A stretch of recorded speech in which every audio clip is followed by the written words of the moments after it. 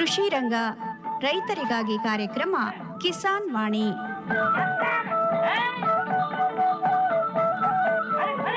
ಈ ಕಾರ್ಯಕ್ರಮದ ಪ್ರಾಯೋಜಕರು ಭಾರತ ಸರ್ಕಾರದ ಕೃಷಿ ಹಾಗೂ ರೈತರ ಕಲ್ಯಾಣ ಮಂತ್ರಾಲಯ.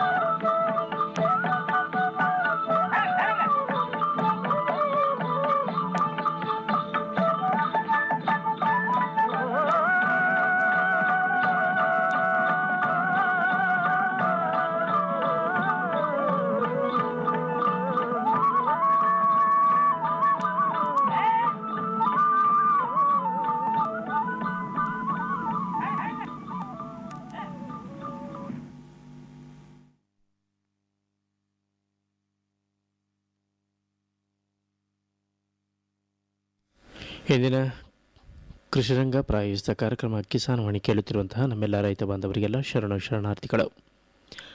ರೈತ ಬಾಂಧವರೇ, ಇಂದಿನ ಕಾರ್ಯಕ್ರಮದಲ್ಲಿ ಕೇಳುವಿರಿ, ರಾಯಚೂರು ಜಿಲ್ಲೆಯಲ್ಲಿ ನಡೆಯುತ್ತಿರುವ ವಿಕಸಿತ ಕೃಷಿ ಸಂಕಲ್ಪ ಅಭಿಯಾನದ ಅಂಗವಾಗಿ ಸಿರವಾರ ತಾಲೂಕಿನ ತಿಮ್ಮಾಪುರ ಗ್ರಾಮದಲ್ಲಿ ಜರುಗಿದ ಅರಿವು ಮೂಡಿಸುವ ಕಾರ್ಯಕ್ರಮದ ಬಾನುಲಿ ವರದಿಯನ್ನು, ತದನಂತರ ಹವಾಮಾನ ವರದಿ ಹಾಗೂ ಹವಾಮಾನ ಆಧಾರಿತ ಕೃಷಿ ಸಲಹೆಗಳು.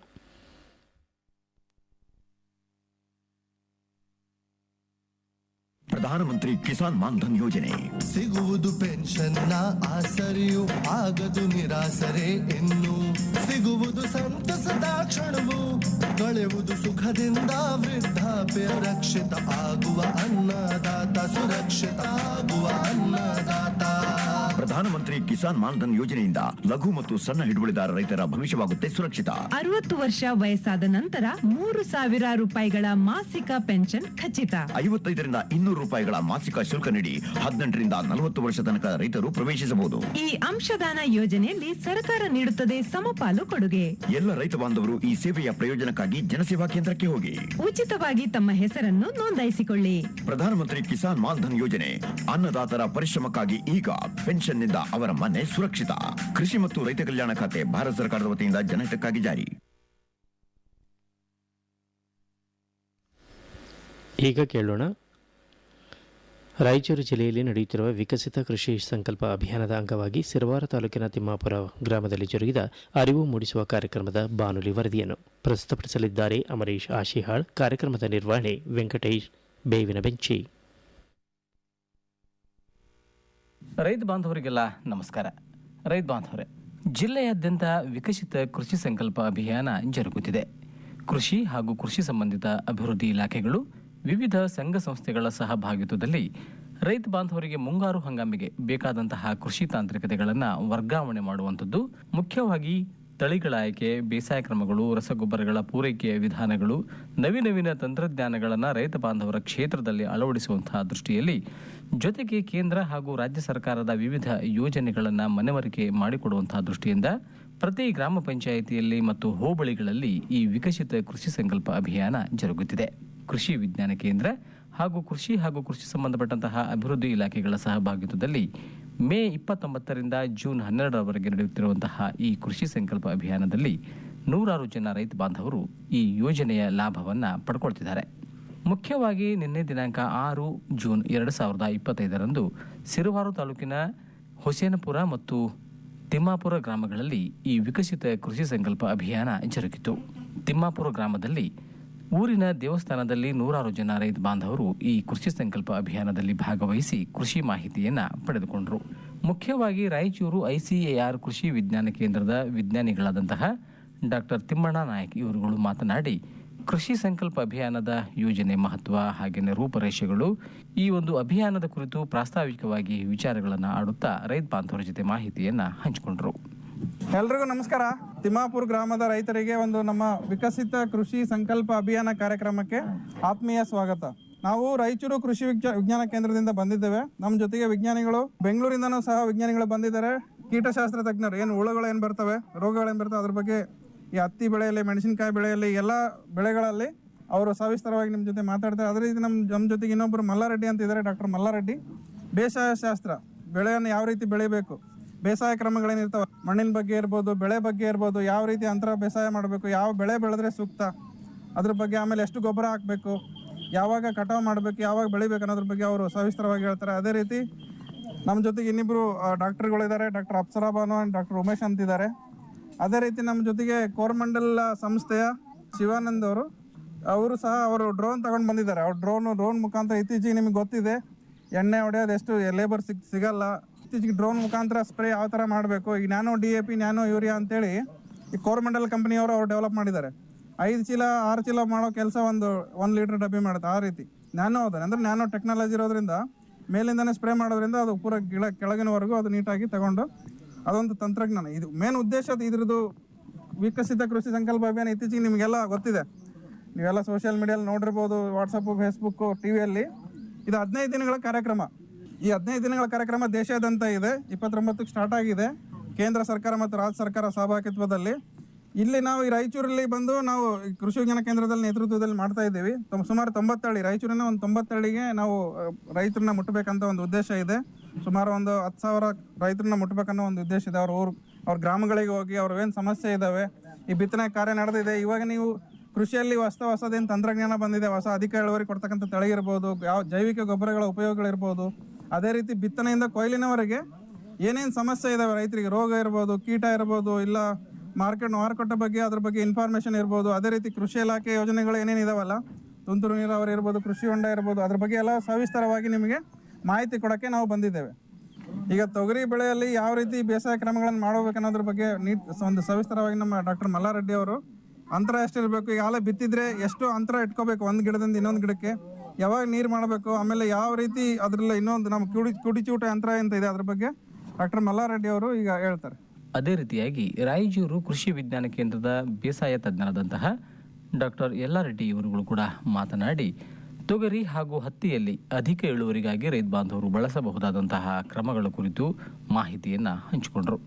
ಮುಖ್ಯವಾಗಿ ತೊಗರಿ ಬೆಳೆಯು 3 ಪ್ರಮುಖವಾದಂತಹ ಅಂಶಗಳನ್ನು ರೈತ ಬಾಂಧವರು ಗಮನದಲ್ಲಿ ಇಟ್ಟುಕೊಳ್ಳಬೇಕು.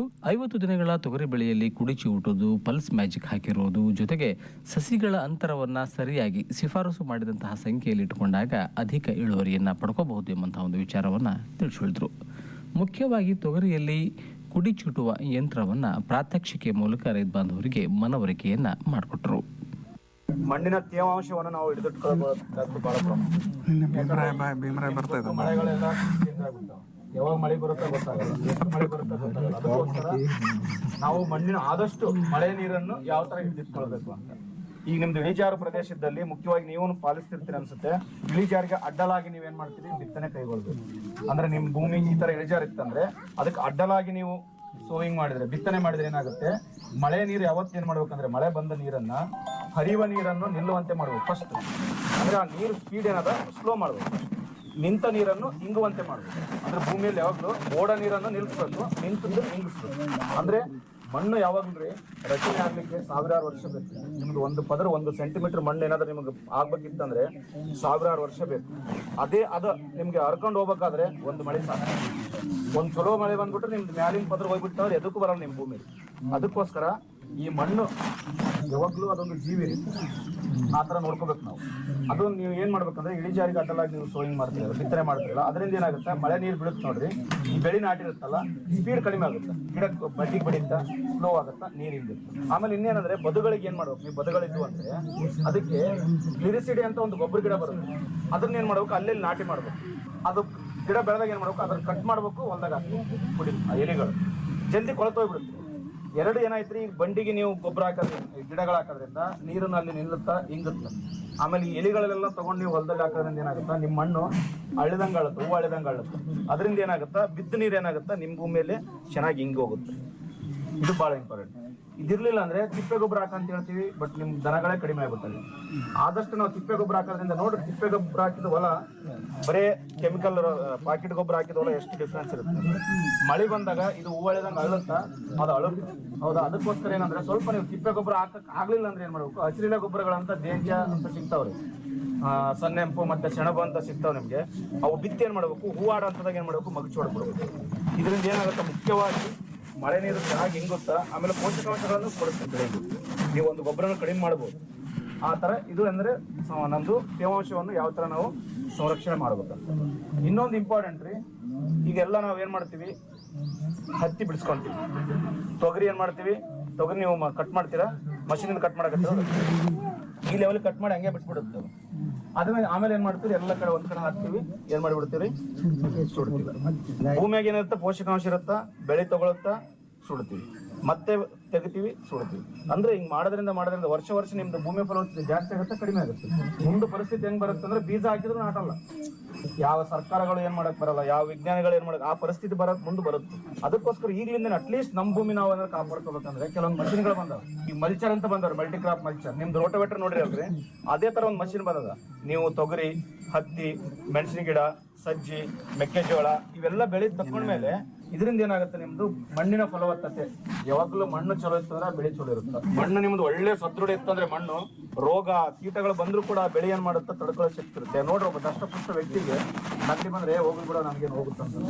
ಹೌದ್ರಿ, ಆ ತರ ನಿಮ್ದು ಬೆಳೆಗಳು ಚೆನ್ನಾಗಿದ್ದು ಅಂದ್ರೆ ರೋಗ ಕೀಟನ ಚೋಡಕ್ ಕೂಡ ಕಡಿಮೆ ಆಗುತ್ತೆ. ಆಮೇಲೆ ಇಂಪಾರ್ಟೆಂಟ್, ನಿಮ್ ಕಡೆ ತೊಗರಿ ಬಾಳ ಹೇಳಿದ್ರಿ, ತೊಗರಿ ಬಾಳ ಇದೆ ಅಂತ. ತೊಗರಿಯಲ್ಲಿ ಇಂಪಾರ್ಟೆಂಟ್ 3 ಟೆಕ್ನಾಲಜಿ ಬಾಳ ಏನ್ ದೊಡ್ಡದಿಲ್ರಿ.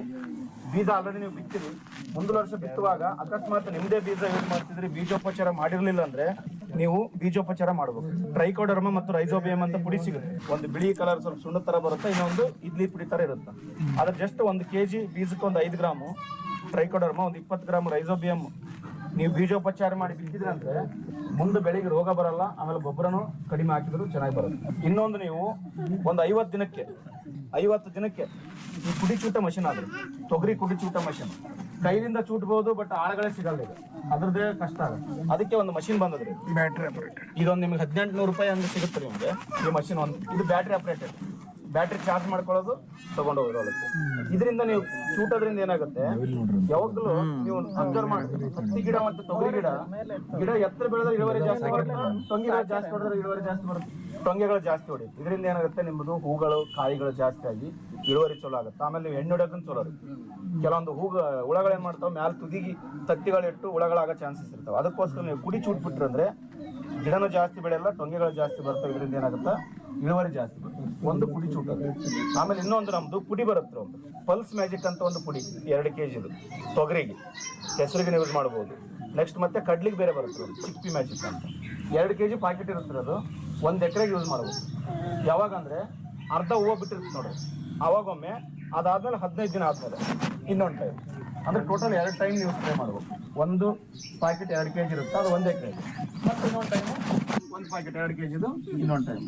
ಇವೆರಡು ಮಾಡೋದ್ರಿಂದ ನಿಮ್ದು ಇಳುವರಿ ಏನಾಗುತ್ತೆ, ಈಗ ನಿಮ್ಮ 4 ಕ್ವಿಂಟಲ್ ಬರುತ್ತೆ ಎಕರೆಗೆ. ಏನಿಲ್ಲ ಅಂದ್ರೆ ನಿಮಗೆ ಒಂದು 10% 15% ಇಳುವರಿ ಜಾಸ್ತಿ ಆಗುತ್ತೆ. ಅಂದ್ರೆ ಎಕರೆಗೆ 1 ಕ್ವಿಂಟಲ್ ನೀವು 2000 ಖರ್ಚು ಮಾಡಿದ್ರೆ ಸಾಕು, ಒಂದು 6 ರಿಂದ 7 ಸಾವಿರ ರೂಪಾಯಿ ನಿಮಗೆ ಜಾಸ್ತಿ ಇನ್ಕಮ್ ಬರುತ್ತೆ. ಯಾಕೆ ಬರುತ್ತಂದ್ರೆ ಈ ಪಲ್ಸ್ ಮ್ಯಾಜಿಕ್ ಸ್ಪ್ರೇ ಮಾಡೋದ್ರಿಂದ ತೊಗರಿ ಕಾಳುಗಳ ಗಾತ್ರ ಚೆನ್ನಾಗಾಗುತ್ತೆ, ಆಮೇಲೆ ಏನಾಗುತ್ತೆ, ತೂಕ ಚಲೋ ಬರುತ್ತೆ. ಆಮೇಲೆ ನಿಮ್ಮ ಮಾರ್ಕೆಟಲ್ಲಿ ನೋಡ್ರಿ, ತೊಗರಿ ಫಸ್ಟ್ ಸ್ಯಾಂಪಲ್ ತಗೋತಾರೆ, ಅದ್ರ ಮೇಲೆ ನಿಮ್ದು ರೇಟ್ ಡಿಸೈಡ್ ಮಾಡ್ತಾರೆ. ಅಂದ್ರೆ ಕಾಳು ಚೆನ್ನಾಗಿತ್ತು, ನಿಮ್ದು ಚಲೋ ಇತ್ತು ಅಂದ್ರೆ ಏನ್ ಮಾಡ್ತಾರೆ, 1000 ರೂಪಾಯಿ ಜಾಸ್ತಿ ಬರುತ್ತೆ. ಇದರಿಂದ ಏನಾಗುತ್ತೆ, ನಿಮಗೆ ಒಂದು 15% ಇನ್ಕಮ್ ಜಾಸ್ತಿ ಬರುತ್ತೆ. ಆಮೇಲೆ ಈ ಪುಡಿ ಅದಲ್ರಿ, ಸಪ್ರೇಟ್ ಹೊಡಿಬೇಕಂತಿಲ್ಲ. ನೀವು ಎಣ್ಣೆ ಎಲ್ಲ ಹೊಡಿತಿರ್ತೀರಿ, ಪ್ರೋಕ್ಲೇಮು ಇವೆಲ್ಲ ಹೊಡಿತಿರ್ತೀರಲ್ಲ, ಅದ್ರ ಜೊತೆ ಮಿಕ್ಸ್ ಮಾಡಿ ಹೊಡೆದ್ರು ನಡೀತದೆ. ಬಟ್ ಇಂಪಾರ್ಟೆಂಟ್ ಏನಂದ್ರೆ, ಈ ಪುಡಿ ಹೊಡಿಬೇಕಾದ್ರೆ 200 ಲೀಟರ್ ನೀವು ವಾಟರ್ ಮಿಕ್ಸ್ ಮಾಡಲೇಬೇಕು. ನೀವು 100 ಲೀಟ್ರಲ್ಲಿ 2 kg ಪಾಕೆಟ್ ಹಾಕ್ತೀನಿ ಅಂದ್ರೆ ಏನಾಗುತ್ತೆ, ಎಲೆಗಳು ಒಣಗೋಗ್ಬಿಡ್ತಾವ್ರು. ಅದಕ್ಕೋಸ್ಕರ 200 ಲೀಟ್ರಲ್ಲಿ 2 kg ಮಿಕ್ಸ್ ಮಾಡೋದು, 1 ಎಕರೆ ಹೊಡಿಬೇಕು. 15 ದಿನ ಆದ್ಮೇಲೆ ಮತ್ತೆ 200 ಲೀಟರ್ ವಾಟರಲ್ಲಿ 2 kg ಪಾಕೆಟ್ ಮಿಕ್ಸ್ ಮಾಡಿ ಹೊಡಿಬೇಕು. ಇದರಿಂದ ಏನಾಗುತ್ತೆ, ಇಳುವರಿ ಜಾಸ್ತಿ ಬರುತ್ತೆ. ಆಮೇಲೆ ಇಂಪಾರ್ಟೆಂಟ್ ತೊಗರಿಯಲ್ಲಿ ಇನ್ನೊಂದೇನಂದ್ರೆ, ನೀವು ಅಂತರ ನೀವು ನೋಡ್ರಿ, 1 ಫೀಟ್ ಇಡ್ರಿ, 1 ಫೀಟಲ್ಲಿ 3 ಗಿಡ ಇರ್ತಾವೆ ತೊಗರಿ. ಗಿಡದಿಂದ ಗಿಡಕ್ಕೆ, ಸಾಲಿನಿಂದ ಸಾಲ ಅಂತ ನೀವು ಆರಾಮ್ 3 ಫೀಟ್ 4 ಫೀಟ್ ತನಕ ಬಿಡ್ತಾರೆ, ಒಬ್ಬರು 5 ಫೀಟ್ ತನಕ ಬಿಡ್ತಾರೆ. ಈ ಗಿಡದಿಂದ ಗಿಡಕ್ಕೆ ಏನಾಗ್ತಾವ್ರಿ, 1 ಫೀಟಲ್ಲೇ 3ಕ್ಕೆ ಏನಾಗ್ತಾವ್ರಿ, 1 ಫೀಟಲ್ಲೇ 3ಕ್ಕೆ ಏನಾಗ್ತಾವ್ರಿ ಗಿಡದ್ದು ಅಂದ್ರೆ ಏನಾಗುತ್ತೆ, ಒಬ್ರು ಊಟ ಮಾಡೋದು 3 ಮಂದಿ ಊಟ ಮಾಡಿದ್ರೆ 3 ಬೆಳೆಯಲ್ಲ. ಹೌದಾ, ಆ ಪರಿಸ್ಥಿತಿ ಆಗ್ಯದ್ರಿ. ಅದಕ್ಕೆ ಅಟ್ಲೀಸ್ಟ್ ನಮಗೆ ಗಿಡದಿಂದ ಗಿಡಕ್ಕೆ 1 ಫೀಟ್ ಬಿಡ್ಬೇಕು, 1 ಫೀಟ್ ಮೇಲೇ ಬಿಡ್ಬೇಕು. ನಾವು 45 ಸೆಂಟಿಮೀಟರ್ ಹೇಳ್ತೀವಿ. ಅಟ್ಲೀಸ್ಟ್ ನೀವು ಒಂದು 30 ಸೆಂಟಿಮೀಟರ್ ಮೇಲೆ ಬಿಟ್ಟರೆ ಏನಾಗುತ್ತೆ, ಬೆಳೆಯ ಅಂತರ ಕೂಡ ಭಾಳ ಇಂಪಾರ್ಟೆಂಟ್ ನಮ್ಗೆ. ಬೆಳೆಯಿಂದ ಬೆಳೆಗೆ ಇರ್ತಕ್ಕಂಥ ಅಂತರ, ಇದರಿಂದ ಏನಾಗುತ್ತೆ, ಒಳ್ಳೆಯ ಪೋಷಕಾಂಶ ಆಮೇಲೆ ತೇವಾಂಶ ಆ ಬೆಳೆಗೆ ಸಿಕ್ಕು ಚೆನ್ನಾಗಿ ದಷ್ಟಪುಷ್ಟವಾಗಿ ಬೆಳೆದು ನಿಮಗೆ ಇಳುವರಿ ಜಾಸ್ತಿ ಬರುತ್ತೆ. ಇವೆಲ್ಲ ನೀವು ಬೀಜೋಪಚಾರ ಮಾಡೋದಾಗಲಿ, ಕುಡಿ ಚೂಟೋದು ಮತ್ತು ಪಲ್ಸ್ ಮ್ಯಾಜಿಕ್ ಅಂತ ಒಂದು ಪೋಷಕಾಂಶ ಮಿಶ್ರಣ 2 ಸಾರಿ ನೀವು ಅಪ್ಲೈ ಮಾಡಿದ್ರೆ ಅಂದರೆ ನಿಮ್ಮ ತೊಗರಿಯಲ್ಲಿ ಏನಿಲ್ಲ ಅಂದರೂ ಎಕರೆಗೆ 1 ಕ್ವಿಂಟಲ್ಲು ಇಳುವರಿ ಜಾಸ್ತಿ ಬರುತ್ತಾ, ಆಮೇಲೆ ಒಳ್ಳೆ ರೇಟ್ ಸಿಗುತ್ತೆ ನಿಮ್ಗೆ. ಬೆಂಗಳೂರಿನ ತೋಟಗಾರಿಕಾ ಸಂಶೋಧನಾ ಸಂಸ್ಥೆಯ ತೋಟಗಾರಿಕಾ ತಜ್ಞರಾದಂತಹ ಡಾಕ್ಟರ್ ರಘು ಅವರುಗಳು ಕೂಡ ಮಾತನಾಡಿ ತರಕಾರಿ ಬೆಳೆಗಳ ವಿವಿಧ ತಳಿಗಳ ಕುರಿತು ಮಾಹಿತಿಯನ್ನು ನೀಡಿದರು. ಜೈವಿಕ ಪದ್ಧತಿಯಲ್ಲಿ ಕೀಟಗಳನ್ನು ನಿಯಂತ್ರಣ ಮಾಡುವಂತಹ ವಿಧಾನಗಳು, ಲಘು ಪೋಷಕಾಂಶಗಳು, ಸಸ್ಯ ಪ್ರಚೋದಕಗಳನ್ನು ಬಳಸುವಂತಹ ಮಾಹಿತಿಯನ್ನು ನೀಡಿದರು. ಅದೇ ರೀತಿಯಾಗಿ ಬೆಂಗಳೂರಿನ ಪಶು ಸಂಶೋಧನಾ ಸಂಸ್ಥೆಯ ತಜ್ಞರು ಕೂಡ ಭಾಗಿಯಾಗಿ ಮಳೆಗಾಲದಲ್ಲಿ ಜಾನುವಾರುಗಳಿಗೆ ಬರುವಂತಹ ಸಮಸ್ಯೆಗಳ ಕುರಿತು, ಮುಖ್ಯವಾಗಿ ಗಂಟು ರೋಗ, ಗಂಟಲು ಬೇನೆ ಹಾಗೆಯೇ ಕಾಲು ಬಾಯಿ ಕುರಿತು ಲಸಿಕೆ ಮಾಹಿತಿಯನ್ನು ನೀಡಿಕೊಟ್ರು. ದನಗಳಲ್ಲಿ ಈ ಸೀಸನ್ನಲ್ಲಿ ಗಂಟಲು ರೋಗ, ಚರ್ಮ ಗಂಟು ರೋಗ ಮತ್ತು ಕಾಲು ಬಾಯಿ ಬೇನೆ ರೋಗ ಕಾಮನ್ ಆಗಿ ಬರ್ತಾವೆ. ಅವು ಬರಲಾರ್ದಂಗೆ ನೀವು ಈ ವರ್ಷ ಮಾಡಿಸದೆ ಹೋದ್ರೂ ಮುಂದಿನ ವರ್ಷದಿಂದ ಆದರೂ 2-3 ತಿಂಗಳ ಹಿಂದ್ಗಡೆ ಅಂದರೆ ಮಾರ್ಚ್ ಏಪ್ರಿಲ್ನಲ್ಲಿ ಲಸಿಕೆ ಹಾಕಿಸ್ಬೇಕು. ಅವು ಗೌರ್ಮೆಂಟ್ ಹಾಸ್ಪಿಟ್ಲಲ್ಲಿ ನಿಮ್ಮ ಡಾಕ್ಟರ್ಸ್ ಇರ್ತಾರೆ, ವೆಟರ್ನರಿ ಡಾಕ್ಟರ್ಸು, ಅವ್ರು ಹಾಕ್ತಾರೆ. ಕಾಲು ಬಾಯಿ ಬೇನೆ ರೋಗದ್ದು ಲಸಿಕೆ ಗೌರ್ಮೆಂಟ್ 100% ಫ್ರೀಯಾಗಿ ಕೊಡುತ್ತೆ. ಲಂಪಿ ಡಿಸೀಸ್ಗೆ ಸ್ಟೇಟ್ ಗೌರ್ಮೆಂಟು ಮತ್ತು ಸೆಂಟ್ರಲ್ ಗೌರ್ಮೆಂಟ್ ಕೂಡಿ ಒಂದು ಸ್ಕೀಮ್ ಮಾಡ್ಕೊಂಡಿದ್ದಾರೆ. ಅದರಿಂದ ಬಹುಶಃ ಅದನ್ನು ಸಹಿತ ಫ್ರೀಯಾಗಿ ಕೊಡ್ತಾರೆ. ನೀವು ಡಾಕ್ಟ್ರು ಕೇಳಿದರೆ ಹೇಳ್ತಾರೆ. ಆಮೇಲೆ ಗಂಟಲು ರೋಗಿಗೂ ಔಷಧ ಸಿಗುತ್ತೆ, ಅದು ಲಸಿಕೆ ಸಿಗುತ್ತೆ. ಏನು ಮಾಡಬೇಕಂದ್ರೆ ನೀವು ಡಾಕ್ಟ್ರುಗಳು ಬಂದು ಹೇಳಿದಾಗನೇ ಮಾಡಬಾರ್ದು. ನೀವೇ ಮುಂದಾಗಿ ನಮ್ಮ ದನಕ್ಕೆ ರೋಗ ಬಲಾರ್ದಂಗೆ ನಾವೇನು ಮಾಡಬೇಕು ಅಂತ ಅವ್ರನ್ನ ಹೋಗಿ ಕೇಳಿಕೊಂಡು ಅವರು ಒಂದು ಕ್ಯಾಂಪ್ ಮಾಡ್ತಿರ್ತಾರೆ ಅವಾಗ. ಅಂದರೆ ಒಂದು ಪೂರ್ತಿ ಒಂದು ಹಳ್ಳಿಗೆ ಒಂದು ಕ್ಯಾಂಪ್ ಮಾಡ್ಕೊಂಡಿರ್ತಾರೆ. ಈ ಒಂದಿನ ಇಲ್ಲಿ, ಒಂದಿನ ಮತ್ತೊಂದು ಹಳ್ಳಿಗೆ ಅಂತ. ಆವಾಗ ಯಾರು ತಪ್ಪಿಸ್ಲಾರ್ದೇ ಲಸಿಕೆ ಹಾಕಿಸ್ಬೇಕು. ಅಕಸ್ಮಾತ್ ಅವರು ತುರಾತುರಿಯಲ್ಲಿ ಮಾಡದೆ ಹೋದ್ರೂ ನೀವು ಹೋಗಿ ಅವ್ರಿಗೆ ರಿಕ್ವೆಸ್ಟ್ ಮಾಡಿಕೊಂಡು ನಮ್ಮ ದನಗಳಿಗೆ ಲಸಿಕೆ ಹಾಕ್ರಿ ಅಂತ ಕೇಳ್ಕೋಬೇಕು. ಅದರಿಂದ ರೋಗ ಬರೋದನ್ನು ತಡ್ಕೊಳ್ತೀರಿ.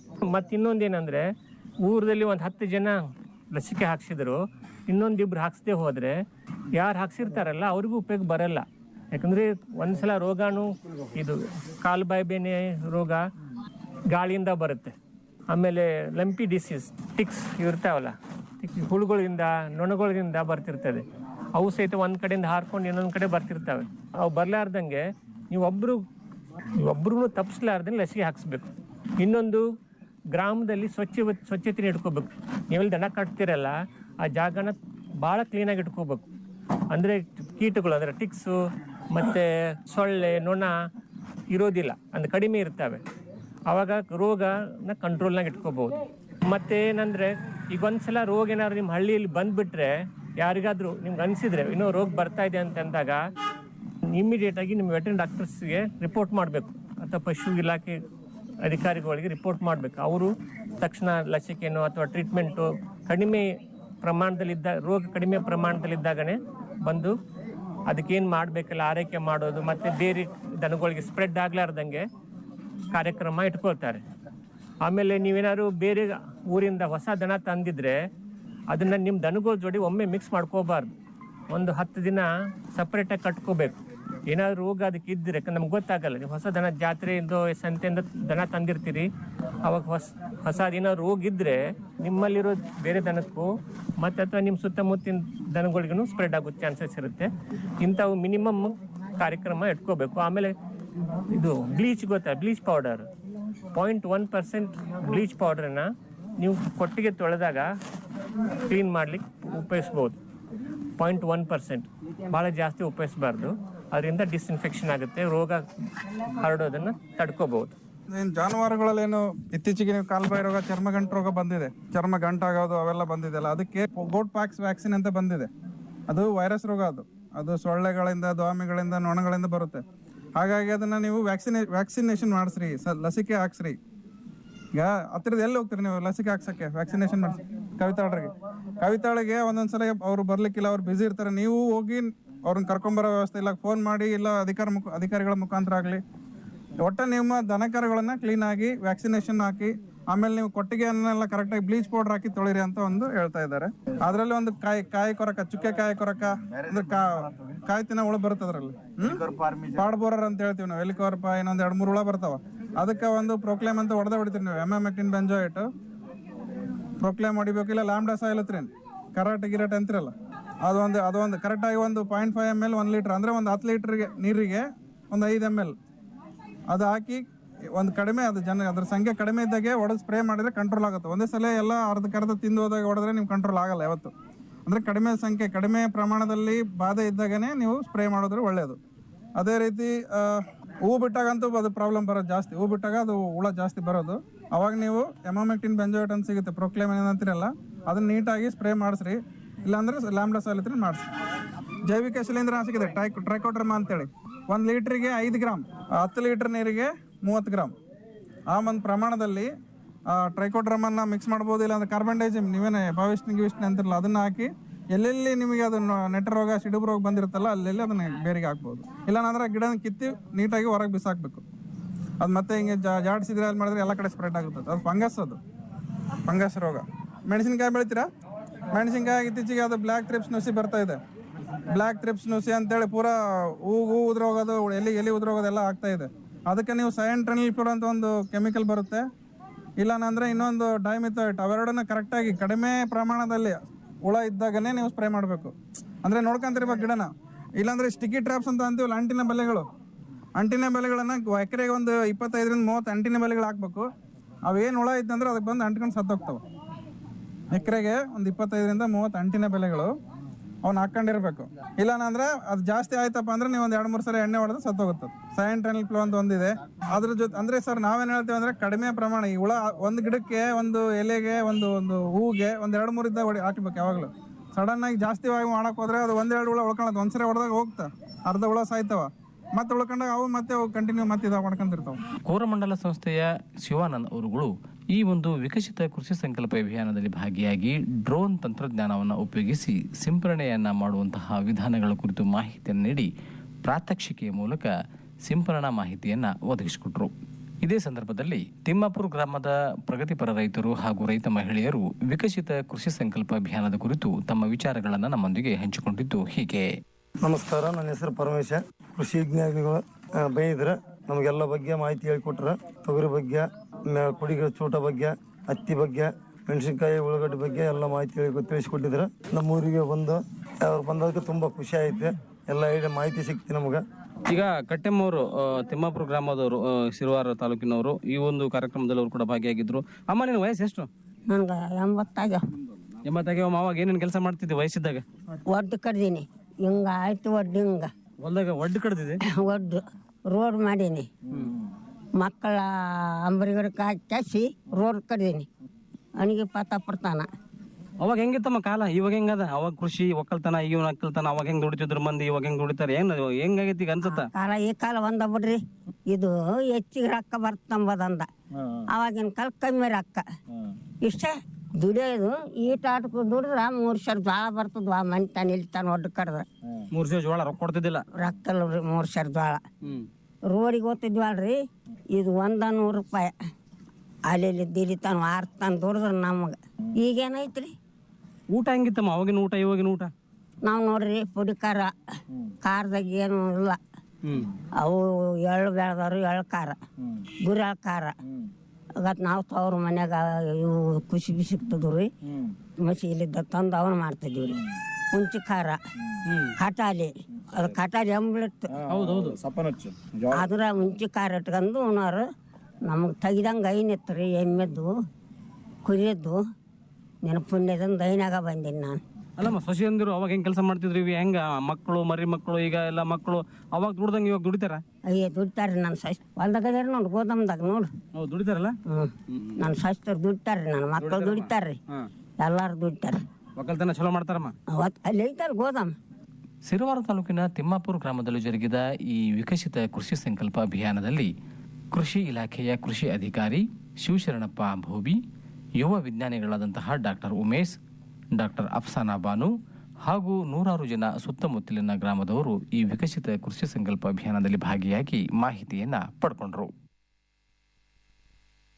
ಪ್ರಧಾನಮಂತ್ರಿ ಫಸಲ್ ಭೀಮಾ ಯೋಜನೆ ಪ್ರಾಕೃತಿಕ ವಿಕೋಪಕ್ಕೆ ತುತ್ತಾದಾಗ ಭೀಮಾ ಯೋಜನೆಯ ಮೂಲಕ ರೈತರಿಗೆ ಆರ್ಥಿಕ ನೆರವು ನೀಡಲು ಒಂದು ಹೆಜ್ಜೆ. हमने फसल बीमा योजना को अधिक प्रभावी बनाया, उसके दायरे में ज्यादा किसानों को लाए. ವಿಶ್ವಾಸ ಹೆಚ್ಚಾಗತ್ತೆ, ಸವಲತ್ತುಗಳು ಹೆಚ್ಚಾದಾಗ. ಮೇರಿ ಪಾಲಿಸಿ ಮೇರೆ ಹಾತ್. ವಿಶ್ವಾಸ ಹೆಚ್ಚಾಗುತ್ತದೆ ಮಾಹಿತಿ ನಮ್ಮ ಭಾಷೆಯಲ್ಲಿ ಸಿಕ್ಕಾಗ.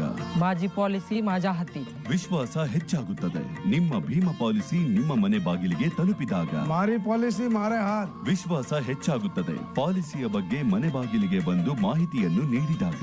ಜನ್ ಪಾಲಿಸಿ ಜನ್ ಕೈಯಲ್ಲಿ. ನನ್ನ ಪಾಲಿಸಿ ನನ್ನ ಕೈಯಲ್ಲಿ ಅಭಿಯಾನದ ಮೂಲಕ ಭೀಮಾ ಕಂಪನಿ ತಲುಪಿಸುತ್ತಿದೆ ನಿಮ್ಮ ಭೀಮಾ ಫಸಲ್ ಪಾಲಿಸಿ ನಿಮ್ಮ ಬಳಿಗೆ.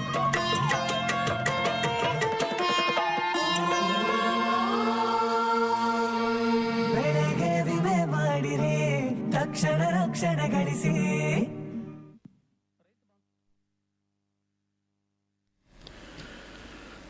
ರೈತ ಬಾಂಧವರೇ, ಇದುವರೆಗೆ ರಾಯಚೂರು ಜಿಲ್ಲೆಯಲ್ಲಿ ನಡೆಯುತ್ತಿರುವ ವಿಕಸಿತ ಕೃಷಿ ಸಂಕಲ್ಪ ಅಭಿಯಾನದ ಅಂಗವಾಗಿ ಸಿರವಾರ ತಾಲೂಕಿನ ತಿಮ್ಮಾಪುರ ಗ್ರಾಮದಲ್ಲಿ ಜರುಗಿದ ಅರಿವು ಮೂಡಿಸುವ ಕಾರ್ಯಕ್ರಮದ ಬಾನುಲಿ ವರದಿಯನ್ನು ಕೇಳಿದಿರಿ. ಪ್ರಸ್ತುತಿಪಡಿಸಿದವರು ಅಮರೇಶ್ ಆಶಿಹಾಳ್.